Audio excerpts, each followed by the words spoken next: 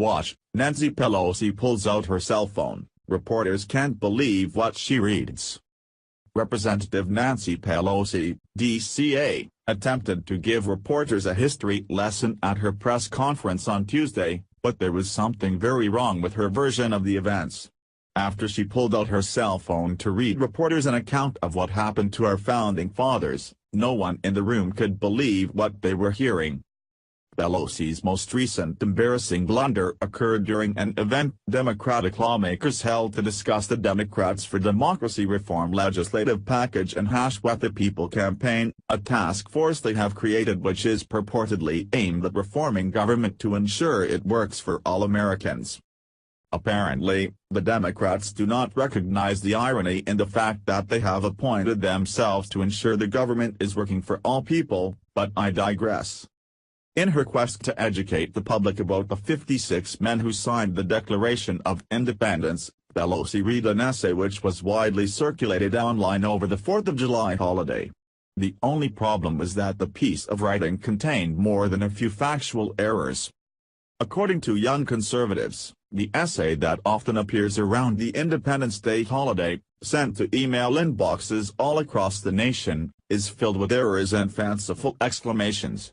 Some of the names of the signers of the Declaration are even misspelled, and many of the stories about their fates are either outright lies or gross mischaracterizations, so they are completely misidentified. Simply put, it's just bad history. That discredited piece, titled The Price They Paid, was a popular essay circulating around the internet on Independence Day. The article outlines the fates of those who signed the Declaration of Independence, but according to the fact-checkers at Snopes, many of its details are inaccurate. Source: Washington Free Beacon. For those who are unaware, the fact-checkers at Snopes are heavily left-leaning, so the fact that they couldn't even save face for the senile Democrat congresswoman speaks volumes. It's July.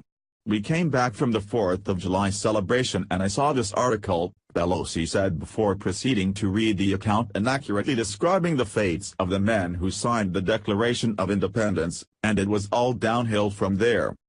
Understand what our responsibility is to protect what so many people sacrificed so much to achieve for our country, Pelosi said after she finished reading, calling on the audience to ponder the sacrifices so many people made at the start of our country.